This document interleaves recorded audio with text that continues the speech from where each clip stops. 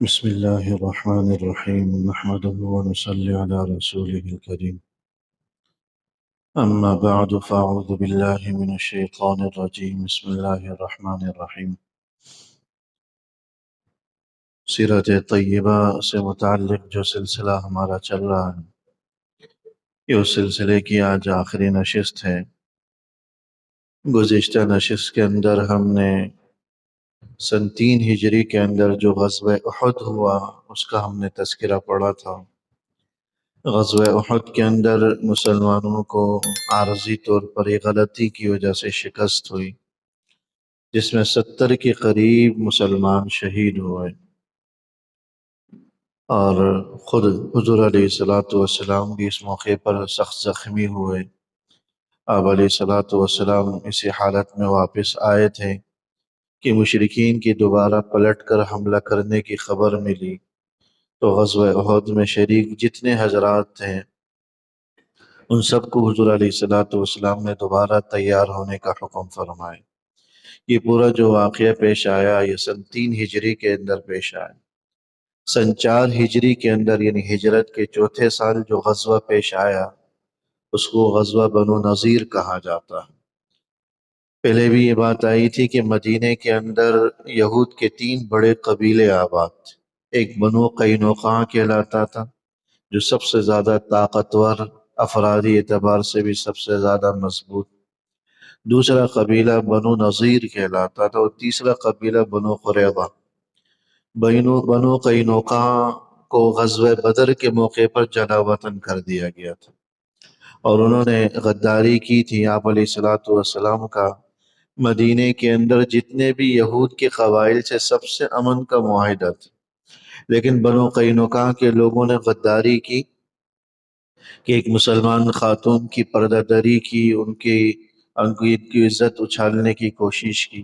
آپ علیہ السلام نے غزوہ بدر سے واپسی کے بعد ان کا محاصرہ کیا، بالآخر ان کو جلا وطن کیا گیا۔ اس کا تذکرہ سن 2 ہجری کے اندر ہوا۔ سن 3 ہجری کے اندر غزوہ احد کے بعد سن 4 ہجری میں بنو نذیر نے غداری کی۔ ان کی غداری کا معاملہ یہ ہوا کہ حضور علیہ السلام نے کی انہوں نے قتل کی سازش کی۔ ایک معاملے کے اندر آپ علیہ السلام بنو نذیر کے قبیلے میں گئے، ان کے قلعے میں گئے۔ وہ معاملہ یہ تھا کہ کسی کا خون بہا دینے کا، دیت دینے کا معاملہ تھا۔ مسلمانوں اور یہود میں یہ معاہدہ تھا کہ اگر کسی کی بھی دیت یا خون بہا دینا پڑے گا تو مشترکہ دیں گے۔ تو اسی سلسلے میں مدد کے لیے آپ علیہ السلام ان کے پاس گئے۔ انہوں نے حرکت یہ کی کہ قلعے کی دیوار کے نیچے آپ علیہ السلام کو بٹھا دیا، آپ کے ساتھ کچھ صحابہ تھے۔ منصوبہ یہ بنایا کہ دیوار کے اوپر چڑھ کر کوئی آدمی ایک بڑی چٹان گرا دے اور حضور علیہ السلام کے اوپر، اور یوں حضور علیہ السلام کو قتل کرنے کا منصوبہ بنایا۔ آپ علیہ السلام کو بذریعہ وحی اس بات کی اطلاع دی گئی۔ آپ علیہ السلام وہاں سے فوراً گئے اور اس کے بعد پھر بنو نذیر کا محاصرہ کیا۔ یہ قلعے کے اندر بند ہو گئے تھے، مضبوط ان کے قلعے تھے، 4 دیواری تھی۔ 10 دن تک آپ علیہ السلام نے ان کا محاصرہ کیا، یہ لوگ باہر نہیں آئے۔ بالآخر آپ علیہ السلام نے جو ان کے باغات قلعے سے باہر تھے ان باغات کے درختوں کو کاٹنے کا حکم دیا۔ وہ صرف اس لیے تھا کہ تاکہ اپنے باغات کو کٹتا ہوا دیکھیں، جلتا ہوا دیکھیں تو تنگ آ کر خود ہی باہر آ جائیں اور قلعے سے باہر آ جائیں۔ سورہ حشر کے اندر 28 پارے میں اللہ جل شانہ نے اس کا ذکر کیا ہے کہ ما قطعتم من لینۃ او ترکتموها قائمۃ علی اصولها فباذن اللہ، یہ جو درخت تم نے کاٹ دیے، جو چھوڑ دیے، یہ سب اللہ کے حکم سے تھے۔ تو جب انہوں نے اپنے باغات کو کٹتا ہوا، درختوں کو کٹتا ہوا دیکھا تو بالآخر قلعے سے باہر آئے اور آپ علیہ السلام سے صلح چاہی۔ طے یہ ہوا کہ یہ لوگ جو ہے یہاں سے جلا وطن ہوں گے۔ ایک ایک اونٹ لے جانے کی ایک خاندان کو اجازت ہوگی، اس اونٹ پر جتنا سامان وہ لاد سکتے ہوں لے جا سکتے ہیں، اسلحہ لے جانے کی اجازت نہیں ہوگی۔ 1800 کے قریب آدمی تھے، 600 کے قریب اونٹ پہ سامان لاد کر یہاں سے جلا وطن ہوئے۔ وکیل ایسے تھے کہ دیواروں کی جو کھڑکیاں تک تھی انہیں بھی توڑ تاڑ کر اور دروازوں کو بھی توڑ کر وہاں سے لے کر گئے۔ جو چیز استعمال کی قابل تھی لے گئے، جو نہ لے جا سکے اس کو ضائع کر دیا، تباہ کر دیا، تاکہ مسلمانوں کی بھی کام نہ آئے۔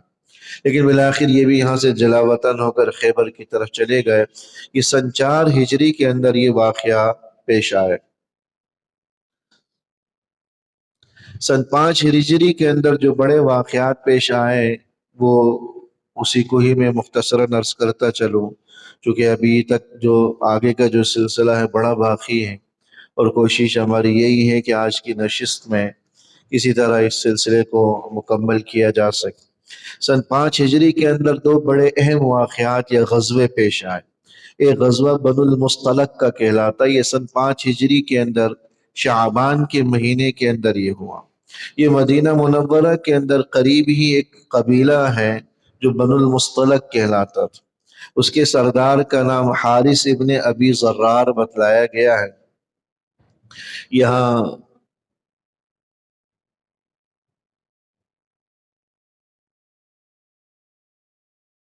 اس غزوے کا مختصر سا ذکر ہے کہ حارث ابن ضرار کے بارے میں حضور علیہ السلام کو خبر ملی کہ اس نے مسلمانوں کے خلاف جنگ کے لیے ایک بڑا لشکر تیار کیے۔ آپ علیہ السلام نے اچانک سے چند حضرات صحابہ کو لیا، جن پر حملہ آور ہوئے۔ بے خبری میں ان سب کو جو ہے نا پکڑ لیا، یہ سب کے سب گرفتار ہو گئے۔ 100 خاندان ان کی گرفتاری میں آ گئے، اور 2000 کے قریب اونٹ ان کے مال غنیمت میں، اور 5000 ایکڑ کے قریب زمین ان کی اللہ جل شانہ نے مال غنیمت کے طور پر مسلمانوں کو عطا کی۔ اسی غزوے کے اندر یہ حارث ابن ابی ضرار کی بیٹی جو وہاں کا سردار تھا، جن کا نام برہ تھا، بعد میں ان حضور علیہ السلام کے وہ نکاح میں آئی، مسلمان ہوئی۔ آپ علیہ السلام نے ان کا نام تبدیل کر کے جویریہ رکھ دیا تھا۔ تو حضرت جویریہ رضی اللہ تعالیٰ عنہ قبیلہ بن المصطلق کے سردار کی بیٹی تھی۔ آپ علیہ السلام پر ایمان لے آئی، اور آپ علیہ السلام کی زوجیت میں اور نکاح میں آئی۔ ان کا نکاح میں آنا تھا کہ بن المصطلق کے جتنے بھی قبائل مسلمانوں کی قید میں تھے، جتنے بھی خاندان قید میں تھے، جب انہوں نے دیکھا کہ یہ تو حضور علیہ السلام کے سسرالی رشتہ دار ہو گئے ہیں، تو کسی صحابی نے گوارا نہیں کیا کہ آپ کے سسرالی عزیزوں کو اپنی غلامی میں قید میں رکھیں۔ 100 خاندان حضرت جویریہ رضی اللہ تعالیٰ عنہ کی توفیل انہوں نے انصار مدینہ نے، مہاجرین نے آزاد کر دی۔ حضرت عائشہ رضی اللہ تعالیٰ عنہ فرمایا کرتی تھی کہ کسی قوم کو کسی خاتون سے اتنا نفع نہیں ہوا جتنا حضرت جویریہ رضی اللہ تعالیٰ عنہ کے ذریعے ان کے خاندان اور ان کے قبیلے کو نفع ہوا، کہ حضور کی سسرالی رشتے کی بنیاد پر 100 کے قریب خاندانوں کو آزاد بھی کر دیا گیا۔ جو ان کا مال و متاع مسلمانوں کے پاس آیا تھا، حضور نے مشورتاً عرض کر دیا کہ تم رکھنا چاہو تو تمہارا حق ہے، لیکن کسی بھی صحابی نے ایک چیز بھی اپنے پاس نہیں رکھی، ایک چادر بھی کسی کو اگر مال غنیمت میں ملی تھی وہ بھی واپس کر دی۔ تو آپ علیہ السلام کی قرابت داری کا ان حضرات نے احترام کیا۔ یہ غزوہ بن المصطلق کے اندر 2 اہم واقعات پیش آئے کہ جب غزوہ بن المصطلق سے واپسی ہو رہی تھی، حضرت سیدہ عائشہ رضی اللہ تعالی عنہ اور ام المؤمنین حضرت ام سلمہ رضی اللہ تعالی عنہ ساتھ تھی سفر میں۔ حضرت عائشہ رضی اللہ تعالی عنہ چونکہ کم عمر تھی اور وزن بھی زیادہ نہیں تھا، اونٹ پر جو ہودج سے ایک کمرہ سا بنا ہوتا ہے، خاص قسم کی ڈولی جس کو کہتے ہیں، وہاں پر ازواج مطہرات الگ الگ اونٹوں میں بیٹھتی تھی۔ حضرت عائشہ رضی اللہ تعالی عنہ کا ایک ہار کہیں گر گیا، حضرت عائشہ رضی اللہ تعالی عنہ اس کو تلاش کرنے کے لیے گئی۔ یہاں جو مسلمان تھے وہ سمجھے کہ شاید حضرت عائشہ اپنے اس میں موجود ہیں، ڈولی میں موجود ہیں، انہوں نے اٹھا کر اونٹ پر رکھا اور یوں مسلمان وہاں سے روانہ ہو گئے۔ ان کو پتہ ہی نہیں چلا کہ حضرت عائشہ وہاں اندر موجود ہے، چونکہ پردہ تھا کسی کو اندازہ نہیں ہو سکا، ہلکے وزن کی بھی تھی، اس لیے صحابہ سمجھ بھی نہیں سکے کہ اندر موجود نہیں۔ حضرت عائشہ رضی اللہ تعالیٰ عنہ ہار ڈھونڈ کر جب واپس آئی تو دیکھا کہ قافلہ جا چکا ہے۔ انہوں نے وہیں چادر بچھائی، وہیں لیٹ گئے۔ حضرت صفوان ابن معطل رضی اللہ تعالیٰ عنہ ایک صحابی جن کو حضور علیہ الصلوۃ والسلام نے اس کام کے لیے مقرر کیا تھا کہ قافلے کے گزرنے کے بعد اگر کوئی چیز قافلے کی کہیں گری پڑی رہ جائے تو اسے اٹھا کر لے آئیں اس کام کے لیے۔ جب انہوں نے دیکھا، قریب پہنچے کہ خاتون سو رہی ہیں، قریب پہنچے تو پتہ چلا کہ ام المؤمنین حضرت عائشہ رضی اللہ تعالی عنہا ہے۔ پردے کا حکم نازل ہونے سے پہلے شاید انہوں نے دیکھا تھا، دیکھتے ساتھ ہی پہچان گئے اور زور سے انا للہ پڑھی۔ حضرت عائشہ رضی اللہ تعالی عنہ بیدار ہوئی۔ حضرت صفوان ابن معطل رضی اللہ تعالیٰ عنہ نے اونٹ بٹھایا اور حضرت عائشہ سوار ہوئی۔ یوں حضرت صفوان رضی اللہ تعالیٰ عنہ انہیں لے کر قافلے والوں سے جا ملی۔ حضرت عائشہ رضی اللہ تعالیٰ عنہ فرماتی ہے کہ میں نے ان سے زیادہ پاک دامن شخص کسی کو نہیں دیکھا، انہوں نے ایک بات بھی مجھ سے نہیں کی سوائے زور سے انا للہ پڑھنے کی، جو زوجہ مطہرہ کے پیچھے رہنے کی وجہ سے ہوا تھا۔ لیکن یہ واقعہ منافقین کو ایک جو ہے نا حرکت پر تیار کر گیا، اور منافقین نے بہتان تراشی اور الزام تراشی شروع کر دی۔ حضرت سیدہ عائشہ رضی اللہ تعالی عنہ پر تہمت لگائی۔ حضرت عائشہ رضی اللہ تعالی عنہ اتفاق سے انہی دنوں بیمار بھی ہو گئی، اور پھر حضور علیہ الصلوۃ والسلام کی جو شفقت عام حالات میں حضور کی ہوا کرتی تھی انہوں نے محسوس نہیں، لیکن انہیں پھر بھی پتہ نہیں چل سکا۔ لیکن بالآخر جب پتہ چلا کہ اس قسم کی تہمت انہوں نے لگائی ہے، حضور علیہ الصلوۃ والسلام حضرت عائشہ رضی اللہ تعالیٰ عنہ کے پاس تشریف لے گئے اور خطبہ دے کر ارشاد فرمایا کہ اگر تم سے کوئی غلطی ہوئی ہے تو اللہ کی بارگاہ میں توبہ استغفار کرو۔ حضرت عائشہ فرماتی ہے کہ جب سے مجھے یہ خبر معلوم ہوئی تھی 3 دن تک میں مسلسل روتی رہی، کوئی ایسا نہیں تھا کہ جو میری حمایت میں اٹھتا۔ خود حضور علیہ الصلوۃ والسلام کو بھی ذہن میں شکوک و شبہات پیدا ہو گئے تھے کہ کہیں واقعتاً یہ اس قسم کی الزام تراشی برحق تو نہیں۔ تو آپ علیہ الصلوۃ والسلام نے انہیں کہا کہ چاہیں تو توبہ کر لیں، اللہ معاف کرنے والا ہے۔ یہ سننا تھا کہ حضرت عائشہ فرماتی کہ میرے جو آنسو جاری تھے وہ خشک ہو گئے، اور میرے منہ سے صرف اتنا نکلا کہ میں اس موقع پر وہی جملہ کہتی ہوں جو حضرت یوسف کے والد نے کہا تھا، فصبر جمیل، اللہ مجھے صبر کی توفیق دے، یقیناً میری پاک دامنی اور عفت کا علم اللہ کو ہے، اللہ ہی میری برات نازل کرے۔ اسی موقع پر وحی کے آثار حضور پر شروع ہوئی، اور سورہ نور کی 11 آیتیں حضرت سیدہ عائشہ رضی اللہ تعالی عنہ کی عفت اور پاک دامنی پر نازل ہوئی۔ اللہ جل شانہ نے آسمانوں سے آپ کی عفت اور پاک دامنی پر وحی نازل فرمائی۔ علماء فرماتے ہیں کہ حضرت یوسف علیہ السلام پر تہمت لگی تو آپ کی عفت اور پاک دامنی کی گواہی ایک بچے نے دی، لیکن حضرت سیدہ عائشہ رضی اللہ تعالی عنہ پر تہمت لگی تو آسمانوں سے وحی آئی، آپ کی عفت اور پاک دامنی کی گواہی خود اللہ عز و جل نے دی۔ اللہ جل شانہ کو علم تھا کہ بعد میں بھی ایسے لوگ آئیں گے جو آپ کی ذات اقدس پر کیچڑ اچھالنے کی کوشش کریں گے، اس لیے وہ آیتیں نازل فرمائی تاکہ رہتی دنیا تک آپ کی عفت اور پاک دامنی پر مہر لگ جائے، اور کسی کو آپ کی ذات اقدس کے حوالے سے لب کشائی کی جرت نہ رہے۔ لیکن ایسے بدطینت اور بدفطرت لوگ ہیں جو اب بھی حضرت سیدہ عائشہ رضی اللہ تعالی عنہ پر تہمت کا اعتقاد رکھتے ہیں، جو اعتقاد رکھتے ہیں اسلام کے ساتھ ان کا کوئی دور کا بھی واسطہ نہیں، کیونکہ قرآن کریم کی صاف نصوص کے خلاف، صاف نصوص 11 آیتیں عفت اور پاک دامنی پر نازل۔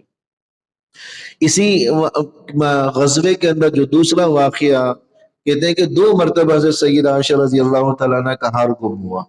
پہلی دفعہ گم ہوا تو یہ واقعہ پیش ہوا، اور دوسری دفعہ جب آگے چلے تو دوبارہ ایسے ہی واقعہ پیش آیا، ہار تلاش کرنے گئی اور ہار ملا نہیں، حضرات صحابہ کا قافلہ وہیں ٹھہرا رہا، یہاں تک کہ فجر کا وقت داخل ہو گیا اور کسی کے پاس پانی بھی نہیں تھا۔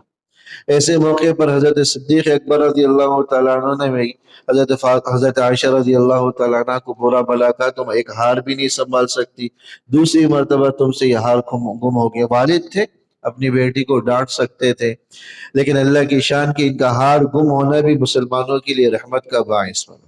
اسی موقع پر تیمم کی آیات نازل ہوئی کہ اگر تم پانی نہ پاؤ فَإِن لَّمْ تَجِدُوا مَاءً فَتَيَمَّمُوا صَعِيدًا طَيِّبًا، اگر تم پانی نہ پاؤ تو تم پاک مٹی سے تیمم کر سکتے ہو۔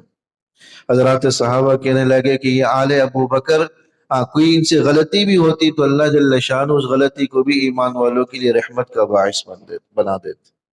تو دیکھیے اللہ جل شانہ نے آیتیں بھی نازل فرمائیں آپ کی عفت اور پاک دامنی پر، اور دوسرا تیمم کا حکم نازل ہوا کہ اگر کوئی وضو نہیں کر سکتا، پانی موجود نہیں ہے یا بیماری کی وجہ سے وضو نہیں کر سکتا، فَتَيَمَّمُوا صَعِيدًا طَيِّبًا، مٹی موجود ہے آپ اس سے طہارت حاصل کریں۔ یہ ان حضرات کا، اس آل ابو بکر کا احسان ہے اس امت پر، جو اللہ جل شانہ نے ان شخصیات کے ذریعے ہم سب کو عطا فرمائے۔ تو یہ دو واقعات اس غزوہ بنو المصطلق کے اندر جو سن 5 ہجری کے اندر ہوا، یہ پیش آیا۔ سن 5 ہجری کے اندر جو دوسرا واقعہ پیش آیا غزوے کا، وہ غزوہ خندق کا، اس کو غزوہ احزاب بھی کہتے ہیں، اس کا ذکر غزوہ خندق بھی کہتے ہیں، غزوہ احزاب بھی کہتے ہیں۔ شعبان کے مہینے کے اندر یہ غزوہ بنو المصطلق ہوا تھا، اور 2 مہینے کے بعد شوال کے مہینے میں یہ غزوہ خندق یا غزوہ احزاب کا واقعہ پیش آیا۔ اس کو غزوہ خندق اس لیے کہا جاتا ہے کہ اس موقع پر خندق کی کھدائی ہوئی تھی مدینے کے ارد گرد، اور غزوہ احزاب اس لیے کہا جاتا ہے کہ حزب عربی زبان میں لشکر کو کہا جاتا ہے۔ مشرکین کے سارے قبائل مسلمانوں کے خلاف متحد ہوئے تھے، یہاں تک کہ ابو سفیان اپنی قیادت میں 10,000 کا لشکر لے کر نکلا تھا، اور مدینہ کے قریب پہنچ کر اس نے محاصرہ کیا۔ آپ علیہ السلام نے مشورہ کیا کہ ایسے موقع پر کیا کرنا چاہیے۔ حضرت سلمان فارسی رضی اللہ تعالی عنہ کے مشورے پر خندق کی کھدائی کا معاملہ پیش آیا۔ مدینہ کے 3 اطراف میں پہلے سے ہی قدرتی طور پر فطرتاً جو ہے نا وہ حفاظتی پہاڑ موجود، ایک طرف جو ہے نا پہاڑ موجود تھا، احد کا پہاڑ موجود تھا جہاں سے، بلکہ ایک طرف جبل عیر کے نام سے ایک پہاڑ موجود تھا جہاں سے آنے کے کوئی امکانات نہیں، اور دائیں بائیں سنگلاخ وادی تھی جہاں سے گزرنا کسی بھی انسان کے بس کی بات نہیں تھی۔ احد کی جانب سے کچھ راستہ تھا، یہاں پر مسلمانوں نے خندق کھودی۔ روایات کے اندر آتا ہے کہ تقریباً 500 گز طویل خندق کھودی گئی، وہ بھی صرف 6 دنوں کے اندر اندر۔ 10 حضرات صحابہ کے ذمے میں آپ علیہ السلام نے 10 گز خندق کی کھدائی کا مقرر کیے، جہاں 500 گز یہ طویل تھی اور تقریباً 9 سے 10 گز یہ جو ہے نا چوڑائی میں تھی، اور اتنی ہی گہرائی کے اندر یہ خندق کھودی گئی کہ آدمی گھوڑے کے ذریعے بھی اس کو پار کرنا چاہے تو پار نہیں کر سکتا۔ اس موقع پر جو یہود کا ایک قبیلہ مدینے کے اندر موجود تھا، بنو قریظہ، انہوں نے بھی کفار کے ساتھ ساز باز کر لی، یوں مسلمانوں کو اندرونی اور بیرونی ہر اعتبار سے خطرہ لاحق ہو۔ آپ علیہ السلام نے ساری خواتین اور بچوں کو ایک قلعے کے اندر بند کر دیا تاکہ کم سے کم یہود کی شرانگیزیوں سے محفوظ رہیں، اور پھر خود خندق کی کھدائی میں آپ لگے رہے۔ آپ علیہ السلام بنفس نفیس خندق کو کھود رہے تھے۔ یہی وہ موقع تھا کہ حضرات صحابہ نے جب اپنا جو ہے نا دامن اٹھا کر دکھایا کہ اللہ کے رسول بھوک کی وجہ سے پیٹ پر پتھر بندھے ہوئے ہیں، تو آپ علیہ السلام نے اپنا دامن اٹھا کر دکھلایا کہ دیکھو میرے بھی بھوک کی وجہ سے 2 پتھر بندھے ہوئے۔ بسا اوقات کئی نمازیں بھی قضا ہوئی، کیونکہ ایک طرف کافروں کا اندیشہ تھا، مشرکین کا، اور دوسری طرف یہود کا ڈر تھا۔ قرآن کریم کی سورہ احزاب کے اندر اللہ جل شانہ نے اس کا نقشہ کھینچا ہے، کبھی موقع ملے تو اس کا مطالعہ کیجئے گا۔ عالم یہ تھا، خود قرآن کہتا ہے کہ مسلمانوں کے جگر ایک طرح سے نکل کر حلق میں آ گئے تھے اور ان کی آنکھیں ابل پڑی تھی۔ ایک تو فقر و فاقہ کا عالم، اور دوسری طرف دونوں طرف سے جو ہے نا خوف کا سما، ایک طرف یہود کا ڈر کہ کہیں وہ حملہ آور نہ ہو بچوں اور خواتین پر، دوسری طرف 10,000 کا لشکر۔ 25 دنوں تک ان کا محاصرہ رہا ابو سفیان کی قیادت میں، لیکن اللہ کی شان کی کوئی ایک بھی جو ہے نا اس کو پار نہیں کر سکا۔ ایک ان کا عبد ابن ود نام کا ایک پہلوان مشرکین کا، وہ مقابلے کے لیے آگے آیا۔ حضرت علی رضی اللہ تعالیٰ عنہ پہلوان کہلاتا تھا وہ، حضرت علی رضی اللہ تعالیٰ عنہ اس کے مقابلے میں گئے اور ایک ہی وار میں اس کو ختم کر کے رکھ دی۔ تو 25 دن وہ محاصرہ چلتا رہا، یہاں تک کہ وہ بددل ہو گئے۔ کچھ اللہ جل شانہ نے ان پر آزمائشیں ڈالی، سخت سردی کا موسم، ہوائیں چل پڑی، ان کے خیمے تک الٹ کر رہ گئے تھے۔ یوں بالآخر وہ بے نیل و نامراد وہاں سے چلے گئے۔ اس موقع پر حضور علیہ الصلوۃ والسلام نے ایک جملہ ارشاد فرمایا کہ آج کے بعد مشرکین کبھی تم پر حملہ آور نہیں ہو سکیں گے، یہ ان کی ہمت کی آخری نشانی تھی۔ آج جب بھی ہوگا اس کے بعد تم ہی ان پر حملہ آور ہوگی یا تم پر حملہ آور نہیں ہو سکتے۔ اسی خندق کی کھدائی کے موقع پر وہ مشہور واقعہ بھی پیش آیا کہ ایک بڑی چٹان سامنے آ گئی، اور ایسی چٹان آ گئی کہ حضرات صحابہ کی لاکھ کوششوں کے باوجود بھی وہ نہ ٹوٹا۔ آپ علیہ الصلوۃ والسلام نے 3 ضربوں میں اس کو توڑ ڈالا۔ پہلی دفعہ جب ضرب مارا تو اس سے چنگاریاں روشن ہوئی۔ آپ نے خوشخبری دی کہ یمن کے محلات تمہارے دسترس میں آنے والے۔ دوسری دفعہ پھر آپ نے قیصر و کسریٰ کے محلات کی خوشخبری دی۔ تیسری ضرب میں وہ چٹان بھی پاش ہوا اور ساتھ ساتھ کسریٰ کے محلات اور ان کے زیورات اور خزانوں کی آپ علیہ الصلوۃ والسلام نے خوشخبری دی۔ اس موقع پر جو منافقین تھے ان کو تو کہنے کا موقع ملا کہ ایک طرف دشمنوں کے محاصرے میں ہیں، کھانے کے لیے کچھ ہے نہیں، فاقوں سے پیٹ میں پتھر بندھے ہوئے ہیں، اور دوسری طرف پیشن گوئیاں اتنی بڑی بڑی۔ لیکن اللہ جل شانہ نے دکھایا، حضرت عمر رضی اللہ تعالیٰ عنہ کے زمانے تک یہ سارے علاقے جو اس وقت کی سپر طاقتیں قیصر و کسریٰ تھی، وہ بھی اسلام کی زیر نگی آ گئی، اور مسلمانوں نے ان ممالک کو، ان علاقوں کو بھی فتح کی۔ یہ واقعہ سن 5 ہجری کے اندر غزوہ خندق کا پیش آیا تھا۔ میں نے عرض کر دیا تھا کہ مسلمانوں کی تعداد اس موقع پر صرف 3000 کے قریب تھی، لیکن جنگ کی نوبت نہیں آئی۔ اللہ جل شانہ نے یوں ہی کفار کو رسوا کر کے روانہ کر دی۔ آپ علیہ الصلوۃ والسلام واپس مدینہ تشریف لائے، گھر گئے اور اپنا جو زرہ، جو جنگی لباس تھا وہ اتارا ہی تھا کہ حضرت جبریل تشریف لائے۔ حضرت جبریل اس حال میں آئے کہ جنگی لباس حضرت جبریل کے بدن پر بھی موجود تھا، اور کہنے لگے کہ اللہ کے رسول آپ نے اسلحہ اتار دیا؟ حالانکہ ہم نے تو ابھی تک اسلحہ نہیں اتارا، اللہ کی طرف سے آپ کو حکم ہے کہ یہاں سے فوراً جو ہے نا بنو قریظہ کی طرف روانہ ہو، اس کا محاصرہ کریں، چونکہ انہوں نے غداری کی تھی۔ آپ علیہ الصلوۃ والسلام نے دوبارہ حضرات صحابہ کو نکلنے کا حکم دیا، اور یوں بنو قریظہ کا محاصرہ کیا گیا، چونکہ ان کی غداری بڑی سخت تھی، ایک باہر سے دشمن، دوسرا اندر سے دشمن۔ اس لیے اس موقع پر آپ علیہ الصلوۃ والسلام نے جب ان کا محاصرہ کیا تو نجات کی کوئی صورت نہیں تھی۔ بالآخر انہوں نے کہا کہ حضرت سعد ابن معاذ جو اسلام کی آمد سے پہلے ان کے حلیف اور ہمنوا سمجھے جاتے تھے، کہا یہود نے کہ جو حضرت سعد ابن معاذ فیصلہ فرمائیں گے ہم اس پر راضی۔ حضرت سعد ابن معاذ رضی اللہ تعالیٰ نے فیصلہ دیا کہ جو لڑنے والے ہیں ان کو قتل کر دیا جائے، اور جو لڑنے کے قابل نہیں ہیں ان کو غلام بنا لیا جائے۔ یوں 1400 کے قریب ان کی تعداد تھی۔ جو لڑنے کے قابل افراد تھے ان سب کو قتل کر دیا گیا۔ یہ غداری کی سزا یہی ہے، اور ان کا جو سارا مال و متاع تھا وہ بھی مسلمانوں کے ہاتھ میں آئے۔ تو حضرت سعد ابن معاذ رضی اللہ تعالیٰ عنہ کا یہ واقعہ اس موقع پر پیش آئے۔ یہاں تک کہ واقعہ سن 5 ہجری کے اندر پیش آئے۔ سن 6 ہجری کے اندر صلح حدیبیہ کا، دیکھیے خندق کی پیمائش یہاں پر بتلائی گئی، 5 ہاتھ 5 گز ہے تقریباً، عرض تقریباً 9 سے زائد، گہرائی 7 سے 10 ہاتھ، یعنی 7 سے 10 گز یہ ایک ہاتھ کہلاتا ہے۔ یہ عربی کے اندر ذراع کہلاتا ہے، اس کو گز سے تعبیر کرتے ہیں۔ یہ تقریباً 1.5 فٹ کا ہوتا ہے، تو آپ یہ کہہ سکتے ہیں کہ 5 ہاتھ کا مطلب تقریباً 700 فٹ لمبی جو ہے نا یہ تھی، اور 500 ذراع 500 گز۔ ہمارے یہاں جو ذراع یا گز چلتے ہیں وہ 3 فٹ کا ہوتا ہے، لیکن عربوں کے اندر جو ذراع یا گز چلتا ہے وہ تقریباً 1.5 فٹ کا ہوتا ہے، اس کو 1 ہاتھ کہا جاتا ہے۔ تو بہرحال یہ موقع وہ ہوا، اس موقع پر آپ علیہ الصلوۃ والسلام نے حضرات انصار کے لیے جو دعائیں کی، ان کی قربانیوں پر، وہ یہاں پر موجود ہے۔ اللہم لا عیش الا عیش الآخرہ فاغفر الانصار والمہاجرہ۔ اے اللہ، عیش و عشرت کوئی نہیں سوائے آخرت کی عیش کے، اے اللہ انصار اور مہاجرین کی مدد فرما۔ صحابہ کے زبانوں پر یہ جملے تھے، نحن الذین بایعوا محمدا علی الجہاد ما بقینا ابدا۔ ہم ہی وہ لوگ ہیں جنہوں نے حضرت محمد صلی اللہ علیہ وسلم کے ہاتھ پر بیعت کی۔ کس چیز پر بیعت کی؟ کہ جب تک زندہ رہیں گے جہاد کرتے رہیں گے۔ حضرات صحابہ کے جذبات کا یہاں ذکر ہے۔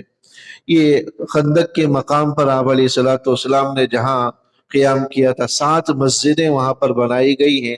ان مساجد کی کچھ شکلیں، تصویریں یہاں پر موجود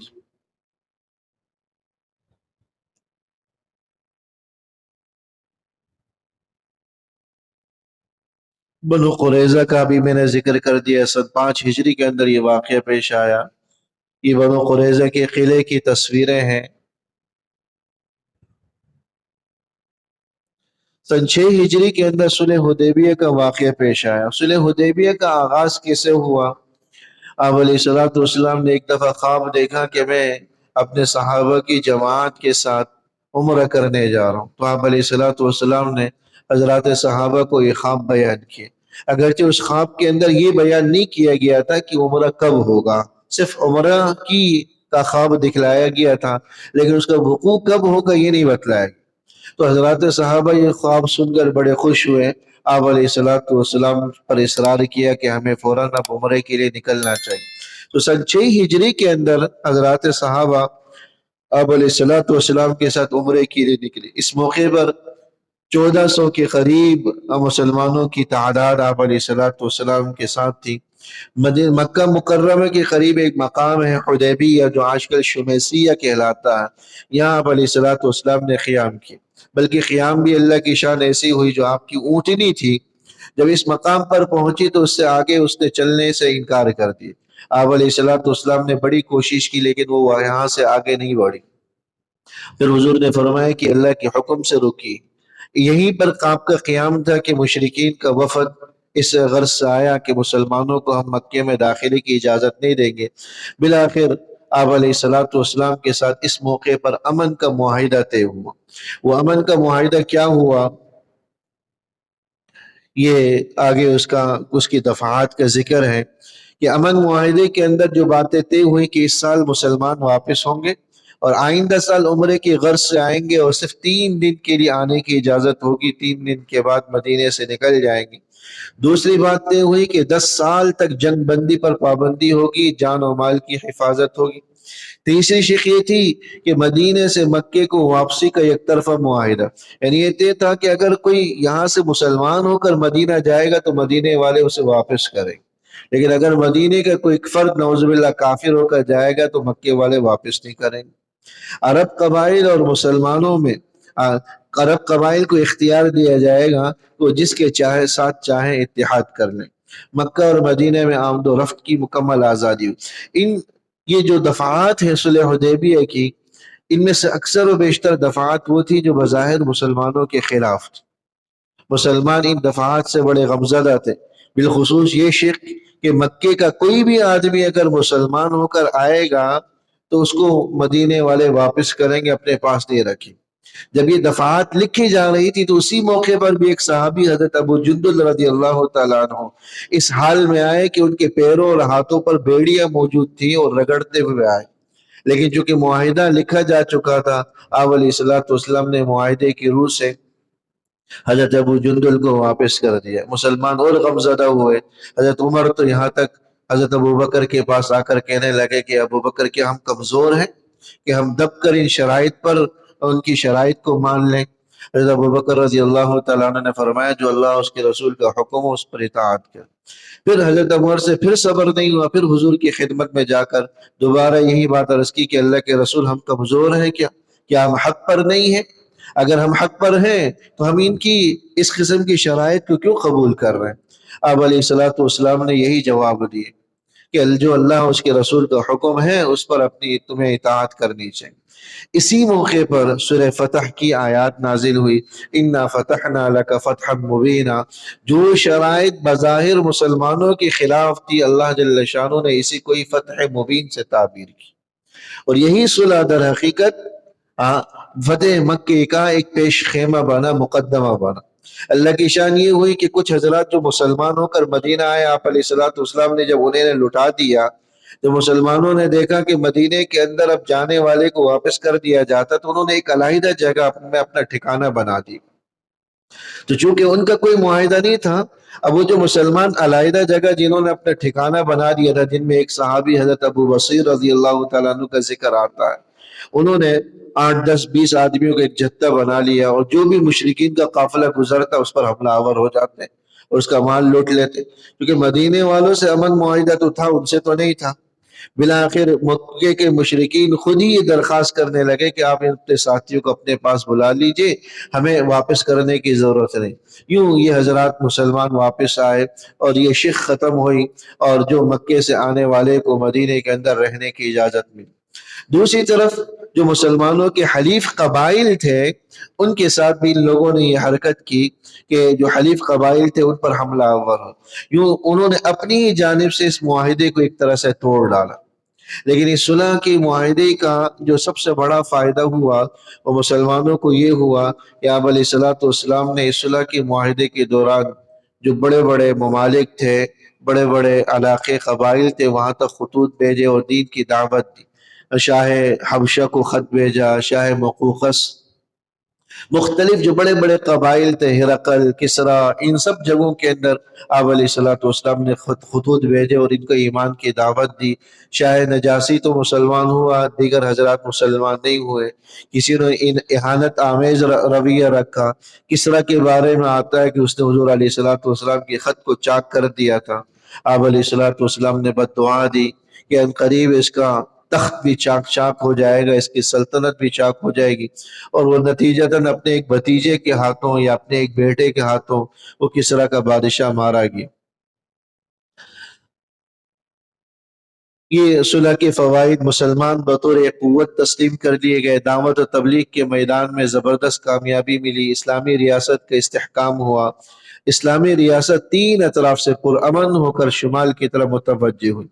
تو 2 سال سن 6 ہجری سے لے کر سن 8 ہجری تک آپ علیہ الصلوۃ والسلام نے ارد گرد کے جتنے بھی قبائل تھے ان تک ایمان کی پیغام کو پہنچایا، اور اسی دوران جو خیبر جہاں یہود قابض تھے وہ بھی فتح ہوا، وہ بھی اسی دوران ہوا، اور سن 8 ہجری کے اندر فتح مکے کا واقعہ پیش آیا۔ آپ علیہ الصلوۃ والسلام 10,000 کا لشکر لے کر چلے۔ یہ رمضان المبارک کا یہ مہینہ تھا، سن 8 ہجری کو آپ علیہ الصلوۃ والسلام کے ساتھ حضرات صحابہ کی تعداد 8,000 کے لگ بھگ تھی، اور یہ ایسا موقع تھا کہ آپ علیہ الصلوۃ والسلام نے مسلمانوں کو بتایا بھی نہیں تھا کہ ہم نے کہاں جانا ہے۔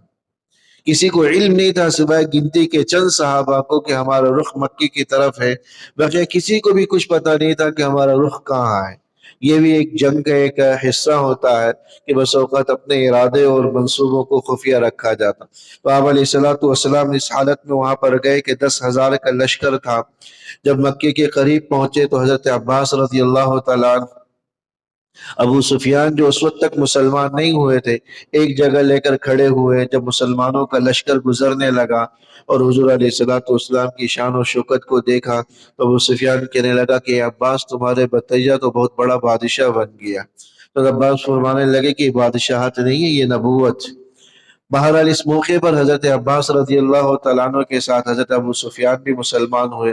آپ علیہ الصلوۃ والسلام نے ان کے اعزاز میں یہ بات بیان فرما دی کہ جو ابو سفیان کے گھر میں داخل ہوگا اسے پناہ مل جائے گی، جو بیت اللہ کے اندر داخل ہو جائے گا، جو اپنے گھر کا دروازہ بند کر دے گا اسے پناہ مل جائے گی۔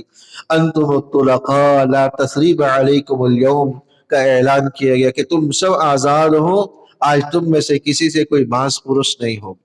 یوں جتنے بھی لوگ تھے 15 آدمیوں کے قتل کا حکم لگا تھا، جو یہ 15 وہ لوگ تھے جنہوں نے حضور علیہ الصلوۃ والسلام کی شان میں سخت گستاخیاں کی تھی، لیکن ان 15 میں سے بھی 10 آدمیوں کو ایمان کی توفیق مل گئی، توبہ طائب ہوئے، اور 5 آدمی ان میں قتل کر دیے گئے۔ غالباً ان 15 آدمیوں کا آگے تذکرہ آئے گا، جن میں وحشی ابن حرب بھی تھے، اکرمہ ابن ابی جہل بھی تھے۔ یہ حضرات بعد میں مسلمان ہوئے، لیکن بقیہ 5 لوگوں کو قتل کر دیا گیا۔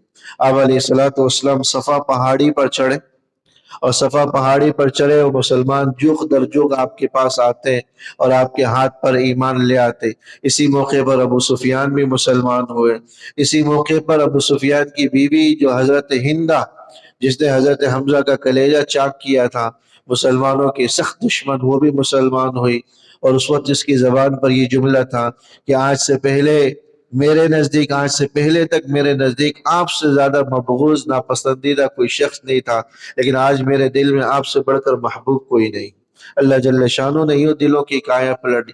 وہی صفا پہاڑی تھی، آج سے 20 سال پہلے 40 سال کی عمر میں جب آپ کو نبوت ملی تو آپ نے صفا پہاڑی پر چڑھ کر اعلان کیا تھا کہ اے لوگوں ایمان لے آؤ۔ اس موقع پر آپ کا ساتھ دینے والا کوئی نہیں۔ ابو لہب، اس کی زبان پر یہ جملہ تھا، تبا لک یا محمد لہذا جمعتنا، اے محمد تمہارے ہاتھ جو ہے نا ہاتھ خاخالود ہو، کیا تم نے ہمیں اس لیے جمع کیے؟ لیکن آج جب صفا کی پہاڑی پر آپ چڑھے ہوئے تھے، ہزاروں کا مجمع آپ کے گرد تھا، وہی لوگ جو آپ کے جانی دشمن تھے آج آپ کے ہاتھ پر ایمان لانے آ رہے تھے اور آپ کے ہاتھ پر بیعت کر رہے۔ ابو لہب کو تو ایمان کی توفیق نہیں ملی، لیکن اسی موقع پر ابو لہب کے 2 بیٹے عتبہ اور متعب کے نام سے یہ 2 بیٹے مسلمان ہوئے اور آپ علیہ السلام پر ایمان لیا۔ تو یہ اللہ نے شان کے ساتھ مکہ مکرمہ فتح فرمایا۔ مکہ مکرمہ فتح ہوا تو حضرات انصار کو ذرا تشویش ہوئی، اور تشویش یہ ہوئی کہ اب تو آپ کا علاقہ فتح ہو گیا۔ پہلے تو آپ بے یار و مددگار تھے، کوئی جگہ نہیں تھی، اب مکہ فتح ہوا ہے، کہیں ایسا تو نہیں ہوگا کہ حضور علیہ السلام مدینے کے بجائے یہی سکونت اختیار کر لیں، مدینے کو چھوڑ دیں۔ بذریعہ وحی حضور علیہ السلام کو یہ بات بتلا دی گئی، انصار کی تشویش۔ آپ علیہ السلام نے انصار کو بلایا اور پوچھا کہ کیا تم نے واقعتاً یہ بات کہی ہے؟ تو حضور علیہ السلام کی خدمت میں عرض کیا کہ ہاں ہم نے یہ بات کہی ہے۔ ہمیں یہ تشویش ہونے لگی کہ کہیں آپ علیہ السلام ہمیں چھوڑ نہ دے۔ آپ علیہ السلام نے یہ بات فرمائی کہ اگر ہجرت نہ ہوتی تو میں بھی انصار کا ایک فرد ہوتا، یاد رکھو کہ میرا جینا اور مرنا تمہارے ساتھ۔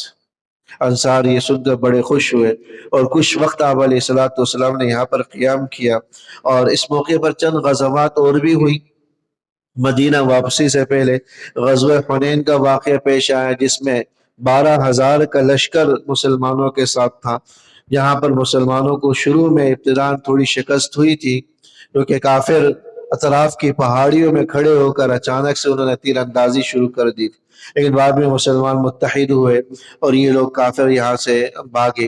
دوسرا واقعہ غزوہ طائف کا پیش آیا۔ آپ علیہ السلام نے طائف کا محاصرہ کر لیا تھا، لیکن طائف والوں کو چونکہ پہلے سے علم ہو چکا تھا، اس لیے وہ بہت سارا غلہ اناج لے کر قلعہ بند ہو گئے۔ کچھ دن آپ علیہ السلام نے محاصرہ کیے رکھا، لیکن آپ کو یہ خبر وحی کے ذریعے بتلا دی گئی کہ یہ محاصرے سے فتح نہیں ہوگا۔ آپ علیہ السلام محاصرہ وہاں سے چھوڑ کر رخصت ہوئے، اور یہ دعا آپ علیہ السلام کی زبان پر تھی، اللہم اہد ثقیفا وَأْتِ بِهِمْ، اے اللہ اس قبیلے کو، طائف والوں کو ہدایت عطا فرما اور انہیں میرے پاس لے۔ آپ علیہ السلام یہاں سے گئے ہی تھے کہ کچھ عرصے کے بعد یہ سارے کے سارے خود بخود مسلمان ہوئے اور سب کے سب مشرف بہ اسلام ہوئے۔ تیسرا واقعہ جو مدینہ واپسی کے بعد جو غزوہ پیش آیا، وہ غزوہ تبوک کا پیش آیا۔ غزوہ تبوک یہ مدینہ منورہ سے، تبوک ایک مقام ہے مدینہ منورہ سے تقریباً یوں کہہ لیں کہ 1200 کلومیٹر دور۔ گرمیوں کے موقع پر آپ علیہ السلام کو خبر ملی کہ قیصر اس وقت کا عیسائیوں کا بڑا حکمران، وہ ایک بڑا لشکر مسلمانوں کے خلاف تیار کر رہا۔ آپ علیہ السلام نے مسلمانوں کو تیاری کا حکم دیے۔ یہ وہ موقع تھا کہ تو گرمیاں اپنی شباب پر تھی اور سفر بھی بہت دور کا تھا، اور گرمیوں کا سیزن یہ مدینہ والوں کے لیے پوری معیشت کا دار و مدار اسی مہینے پر تھا، کیونکہ کھجور کے جو باغات، جو کھجوریں پکتی تھی وہ اسی مہینے میں پکتی تھی، تو اس لیے یہ بڑا مشکل اور کھٹن مرحلہ تھا۔ آپ علیہ السلام نے حضرات صحابہ کو دل کھول کر عطیات دینے کا حکم عطا فرمایا۔ حضرت ابوبکر رضی اللہ تعالیٰ عنہ اسی موقع پر اپنے گھر کا سارا ساز و سامان لا کر حضور کی خدمتوں میں نچھاور کر دیا۔ حضور نے پوچھا کہ ابوبکر تم نے اپنے گھر والوں کے پاس کیا چھوڑا؟ تو فرمایا کہ اللہ اس کے رسول کو چھوڑ کر رہا ہے۔ حضرت عمر فرماتے ہیں کہ میرے پاس اس وقت اتفاق سے 6,000 دینار موجود تھے یا 6,000 درہم، میں اس میں سے نصف لا کر حضور کی خدمت میں پیش کر دیا۔ اس موقع پر حضرت عمر فرماتے ہیں میرے دل میں یہ بات تھی کہ آج تو میرے پاس پیسے زیادہ ہیں، میں شاید حضرت ابوبکر سے آگے بڑھ جاؤں، لیکن جب وہاں پہنچا تو حضرت ابوبکر کا ماجرا دیکھ کر میں نے کہا کہ میں ان سے کبھی بھی آگے نہیں بڑھ سکتا۔ تو نیکی کے کاموں میں حضرات حریص ہوتے تھے۔ حضرت عثمان غنی رضی اللہ تعالیٰ عنہ نے 300 اونٹ ساز و سامان سمیت اور 1,000 دینار حضور کی خدمت میں لا کر پیش کر دی۔ آپ علیہ الصلوۃ والسلام اتنا خوش ہوئے کہ وہ دینار آپ بار بار اٹھاتے تھے. آپ علیہ الصلوۃ والسلام کی زبان پر یہ جملے تھے کہ آج کے بعد اگر عثمان کچھ بھی کرے گا ان کو کوئی مواخذہ نہیں ہوگا، کوئی گناہ نہیں ہوگا، اللہ ان پر کوئی پکڑ نازل نہیں کرے، کچھ بھی کر. اللہ جل شانہ نے حضرت عثمان غنی رضی اللہ تعالیٰ عنہ کو اس موقع پر اتنا خرچ کرنے کی توفیق نصیب فرمائے. یہ سب غزوہ تبوک کے واقعات. بالآخر سن 10 ہجری کا آغاز ہوتا ہے. سن 8 ہجری کے اندر حضور علیہ الصلوۃ والسلام نے مکہ مکرمہ فتح فرمایا. سن 10 ہجری کے اندر یہ پھر حجۃ الوداع کا موقع پیش آیا. آپ علیہ الصلوۃ والسلام نے اس موقع پر حج فرمایا. ازواج مطہرات آپ کے ساتھ تھی. مدینہ منورہ سے 9 کلومیٹر کے فاصلے پر میقات ہے ذوالحلیفہ کے نام سے. وہاں سے مدینہ جانے سے، مدینے والے جب مکہ جاتے ہیں تو وہاں سے احرام باندھ کر جاتے ہیں. تو آپ علیہ الصلوۃ والسلام نے ذوالحلیفہ کے مقام پر احرام باندھا اور حج کی نیت کی. آپ علیہ الصلوۃ والسلام نے اپنی زندگی میں پہلا اور آخری حج کیا اسی موقع پر. تو یہ نبوت ملنے کے بعد آپ علیہ الصلوۃ والسلام تو مسلمانوں کی تعداد اس موقع پر 1 لاکھ کے قریب بتلائی جاتی ہے جو حضور علیہ الصلوۃ والسلام کے ساتھ. اور 4 ذی الحجہ کو آپ علیہ الصلوۃ والسلام مکہ مکرمہ کے اندر آئے اور مناسک حج ادا کیے. اس موقع پر خطبہ حجۃ الوداع مشہور ہے. یہ حجۃ الوداع کا خطبہ آپ علیہ الصلوۃ والسلام نے دیا جس میں تقوی طہارت کے احکام نازل ہوئے، ربا کی حرمت اور مسلمانوں کے قتل ناحق کی سزا اور جرائم کو آپ علیہ الصلوۃ والسلام نے بیان فرمایا. سود کی حرمت کے احکام بھی اس موقع پر نازل ہوئے.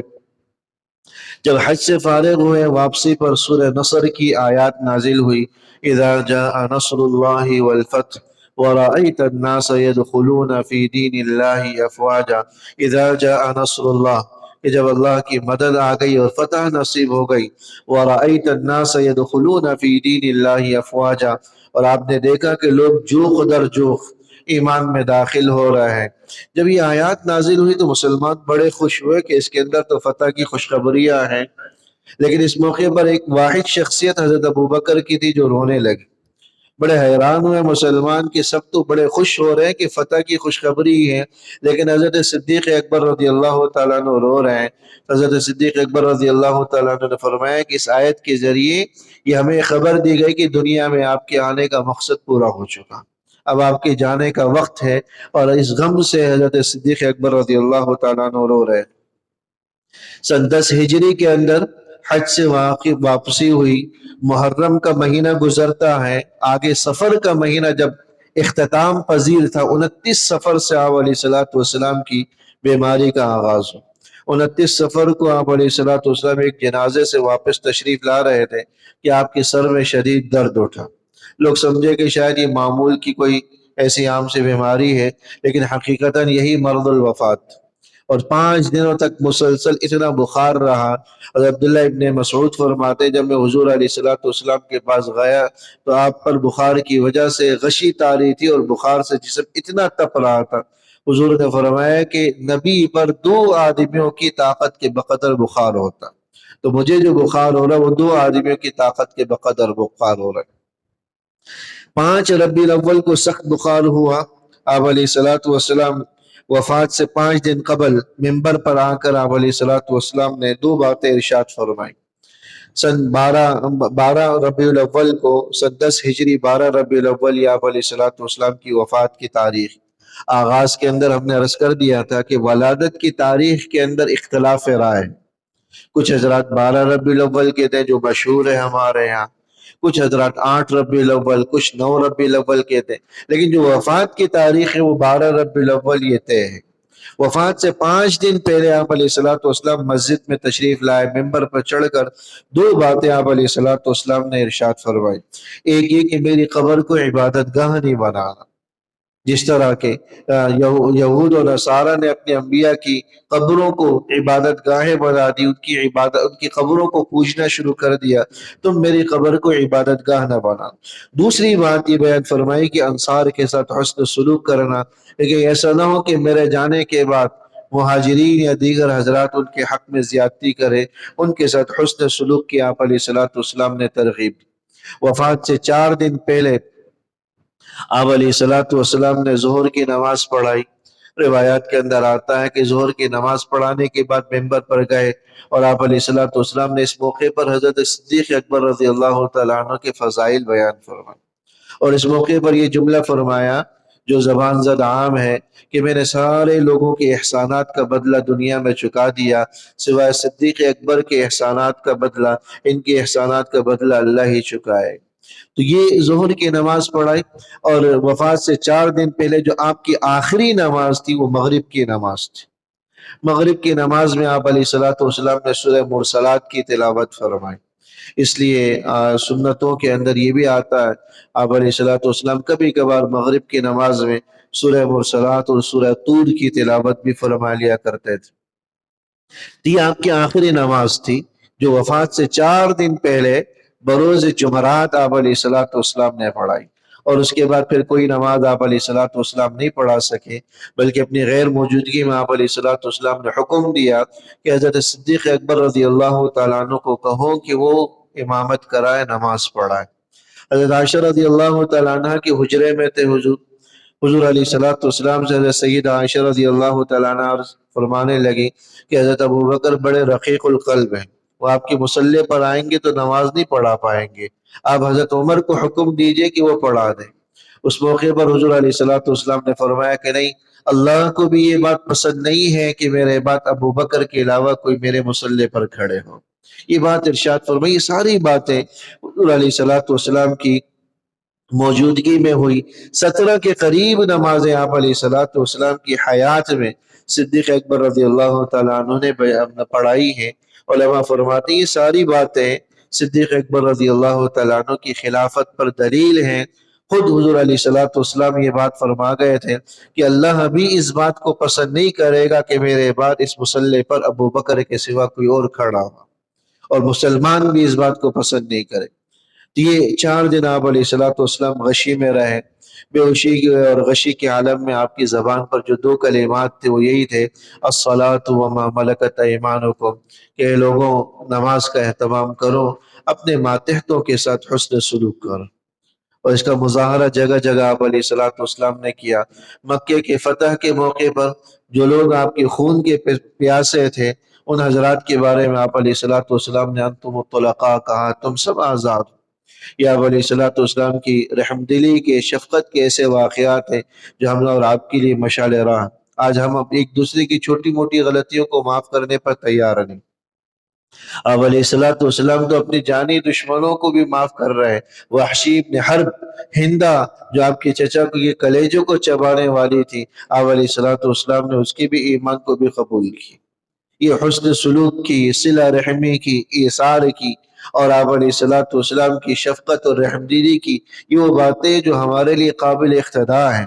ان واقعات کو علیہ الصلوۃ والسلام کی حیات مبارکہ کو بیان کرنے کا مقصد بھی یہ تھا کہ آپ علیہ الصلوۃ والسلام کی حیات مبارکہ کو ہم مشعل راہ بنائیں اور صلہ رحمی کا معاملہ کریں، ایک دوسرے کے ساتھ حسن سلوک کا معاملہ کریں، غلطیوں پر معاف کرنے کی عادت ڈالیں۔ اللہ کے نبی فرما گئے ہیں کہ جو آدمی یہ چاہتا ہے کہ کل قیامت والے دن اللہ اسے معاف کرے، اسے چاہیے کہ دنیا میں لوگوں کو معاف کرنے کی عادت ڈالے۔ جو دنیا میں لوگوں کو معاف کرتا ہے اللہ بھی اس سے حیا کرتے ہیں، کل قیامت والے دن اللہ بھی اس کو معاف کر دیں گے اور اس کی گناہوں پر، غلطیوں پر پردہ پوشی فرمائیں گے، اور پردہ ڈال کر اللہ اس کو جنت میں داخل فرمائیں۔ تو 4 دن تک جمعے کی مغرب آپ نے آخری نماز پڑھائی، جمعرات کی مغرب آپ نے آخری نماز پڑھائی، پھر جمعرات، پھر جمعہ، پھر ہفتہ اتوار، یہ 4 دن آپ علیہ الصلوۃ والسلام اسی کیفیت میں رہے۔ جب پیر کے دن کا آغاز ہوا، 12 ربیع الاول، فجر کی نماز کا جب وقت ہو رہا تھا، حضرت ابوبکر نماز پڑھ رہے تھے۔ آپ علیہ الصلوۃ والسلام نے پردہ اٹھایا اور نماز پڑھتے ہوئے مسکرائے، اور اس لیے مسکرائے تھے جب مسلمانوں کو نماز پڑھتا ہوا دیکھا، آپ علیہ الصلوۃ والسلام نے اپنی محنتوں کو برابر ہوتا دیکھا تو آپ کے چہرے پر مسکراہٹ پھیل گئی۔ یہ 12 ربیع الاول پیر کے وقت سے ہی آپ پر غشی طاری تھی، یہاں تک کہ چاش کا وقت ہوا تو آپ علیہ الصلوۃ والسلام خالق حقیقی سے جا ملے، اور اس موقع پر جو آپ کی زبان پر جو کلمات تھے وہ الصلاۃ کے تھے، وما ملکت ایمانکم، اے لوگوں نماز کا اہتمام کرو، نماز کا اہتمام کرو، ماتحتوں کے ساتھ حسن سلوک کرو۔ یوں آپ علیہ الصلوۃ والسلام دنیا سے رحلت فرما گئے۔ حضرت سیدہ فاطمہ رضی اللہ تعالیٰ عنہ فرماتی تھی کہ صبت علی مصائب لو انہا صبت علی الایام صرن لیالیا، کہ آج کے دن مجھ پر مصیبتوں کے اتنے پہاڑ ٹوٹے ہیں کہ اگر یہ مصیبتیں اگر دنوں پر ٹوٹتی تو وہ دن بھی رات میں تبدیل ہو جاتے، پہاڑوں پر یہ مصیبتیں ٹوٹتی تو پہاڑ بھی ریزہ ریزہ ہو جاتے۔ حضرت انس فرماتے ہیں مدینے والوں کے لیے سب سے زیادہ خوشی کا دن وہ تھا جب آپ کی مدینہ آمد ہوئی تھی، اور سب سے زیادہ غم کا دن وہ تھا جب آپ کی دنیا سے رحلت ہوئی۔ حضرت عمر رضی اللہ تعالیٰ عنہ جیسے جری اس موقع پر تلوار سونت کر کھڑے ہو جاتے ہیں اور کہتے ہیں کہ اگر کوئی یہ کہے کہ حضور دنیا سے چلے گئے میں اس کی گردن اڑا دوں۔ اس موقع پر سنبھالنے والی جو شخصیت تھی حضرت صدیق اکبر رضی اللہ تعالیٰ عنہ۔ حضرت صدیق اکبر رضی اللہ تعالیٰ عنہ فوراً ممبر پر گئے اور یہ آیات تلاوت فرمائیں کہ وما محمد الا رسول قد خلت من قبلہ الرسل، کہ محمد تو اللہ کے ایک رسول تھے، اس سے پہلے بھی اللہ کے کتنے رسول دنیا میں آئے اور تشریف لے کر گئے۔ جس ذات کی ہم عبادت کرتے تھے، حضرت ابوبکر نے خطبے میں یہ بات بھی بیان فرمائی کہ جو محمد صلی اللہ علیہ وسلم کی عبادت کرتا تھا تو اسے سمجھ لینا چاہیے کہ آپ علیہ الصلوۃ والسلام اس دنیا سے رحلت کر گئے، لیکن جو اللہ کی عبادت کرتا تھا اسے سمجھ لینا چاہیے کہ اللہ نہ ختم ہونے والی ذات، ہمیشہ رہنے والی ذات ہے، وہ باقی رہنے والی۔ حضرت عمر فرماتے ہیں کہ حضرت ابوبکر کی ان آیات کا پڑھنا مجھے ایسا لگا کہ شاید یہ آیات ہی اسی موقع پر نازل ہو، یعنی ایسے غم کی ایسی کیفیت تھی کہ کسی کو کچھ ہوش ہی نہیں تھا کہ کیا کرنا ہے کیا نہیں کرنا ہے۔ سنبھلنے والی شخصیت صدیق اکبر رضی اللہ تعالیٰ عنہ۔ آپ علیہ الصلوۃ والسلام کی دنیا سے رحلت کر جانے کی خبر تھی کہ بہت سے قبائل جو ہے نا مرتد ہونے لگے۔ اس موقع پر سب سے زیادہ ضرورت اس بات کی تھی کہ قیادت کو منتخب کیا جائے، اور مسلمانوں کا مشورہ ہوا، متفقہ طور پر صدیق اکبر رضی اللہ تعالیٰ عنہ کو خلیفہ منتخب کیا گیا۔ ابھی حضور علیہ الصلوۃ والسلام کی تدفین نہیں ہوئی تھی۔ بہت سے لوگ یہ اعتراض کر جاتے ہیں کہ مسلمان خلافت کے پیچھے پڑ گئے، حضور علیہ الصلوۃ والسلام کے جنازہ وہیں پر موجود تھا، ابھی جنازہ بھی نہیں پڑھا گیا کہ خلافت کا قضیہ کھڑا ہوا۔ یہ اعتراض کرتے ہیں، حالانکہ خود حضور علیہ الصلوۃ والسلام کی منشا یہی تھی۔ اصل آپ کی بعثت ہوئی اسی کام کے لیے تھی کہ مسلمانوں میں اتحاد و اتفاق، اس لیے حضرات صحابہ حضور کی منشا کو جانتے تھے، ہر اسے عمل سے گریز کرتے تھے کہ جس میں افتراق اور انتشار کا امکان اور اندیشہ ہوتا۔ اس لیے سب سے پہلے حضور کی منشا کے مطابق خلیفے کا انتخاب اور چناؤ کیا گیا تاکہ مسلمانوں میں جو ابتری کی کیفیت ہے اور اختلاف اور انتشار کی کیفیت ہے وہ ختم ہو جائے اور اتحاد و اتفاق کی فضا ہو اور سب لوگ ایک شخصیت پر، ایک امارت پر متحد ہو جائے۔ یوں حضرت صدیق اکبر رضی اللہ تعالیٰ عنہ کی خلافت پر اتحاد ہوا، حضرات صحابہ نے سب نے جو ہے بیعت کی، حضرت علی رضی اللہ تعالیٰ عنہ بھی بیعت کرنے والوں میں شامل تھے۔ آپ علیہ الصلوۃ والسلام کا جنازہ کسی نے بھی نہیں پڑھایا۔ غسل دینے والوں میں حضرت عباس رضی اللہ تعالیٰ عنہ، حضرت علی رضی اللہ تعالیٰ عنہ، حضرت فضل ابن عباس رضی اللہ تعالیٰ عنہ تھے جنہوں نے غسل دیا۔ اس سے پتہ چلا کہ تجہیز و تکفین کے یہ اقدامات یہ اولیاء کے ذمے میں ہوتے ہیں، چونکہ آپ علیہ الصلوۃ والسلام کی خاندان والے تھے، قرابت دار تھے، یہ حق ان کا تھا، اور اس لیے حضرات صحابہ نے بھی اس حق کو انہیں کے تفویض کیا، اور حضرت عباس، حضرت علی، حضرت فضل ابن عباس رضی اللہ تعالیٰ عنہ جیسے حضرات نے غسل دیا اور کفن کا انتظام کیا۔ قبر کھودنے کے لیے حضرت ابو طلحہ نام کے ایک انصاری صحابی کو بلایا گیا، انہوں نے قبر کھودی، اور 14 ربیع الاول کو عشاء کے بعد آپ علیہ الصلوۃ والسلام کی تدفین ہوئی۔ جنازہ کسی نے بھی نہیں پڑھایا۔ روایات کے اندر آتا ہے سب سے پہلے فرشتوں نے آپ علیہ الصلوۃ والسلام کا جنازہ پڑھا، اور اس کے بعد پھر ایک ایک کر کے مسلمان آتے ٹولیوں کی شکل میں، اور انفراداً حضور علیہ الصلوۃ والسلام کا جنازہ پڑھا گیا۔ کسی نے آپ علیہ الصلوۃ والسلام کے جنازے کی امامت نہیں کی، اور آپ علیہ الصلوۃ والسلام کو 14 ربیع الاول کو جو ہے تدفین کی گئی۔ یوں آپ علیہ الصلوۃ والسلام کا یہ سفر آخرت کا واقعہ تھا۔ آپ علیہ الصلوۃ والسلام کی حیات طیبہ کا ایک تذکرہ، طائرانہ تذکرہ آپ کہہ سکتے ہیں، کہ ایک سرسری سا تذکرہ جو 10 نشستوں میں ہوا ہے۔ حقیقت تو یہ ہے کہ جو حق سیرت طیبہ کے پڑھانے کا تھا، شاید وہ ہمارے بس میں بھی نہیں تھا، ممکن بھی نہیں تھا۔ مختصر سا دورانیہ اور چند نشستیں، آپ علیہ الصلوۃ والسلام کی 23 برسوں کی زندگی کو ہم نے 10 نشستوں کے اندر صرف موٹے موٹے اور چیدہ چیدہ باتیں اور واقعات بیان کرنے پر اکتفا کی۔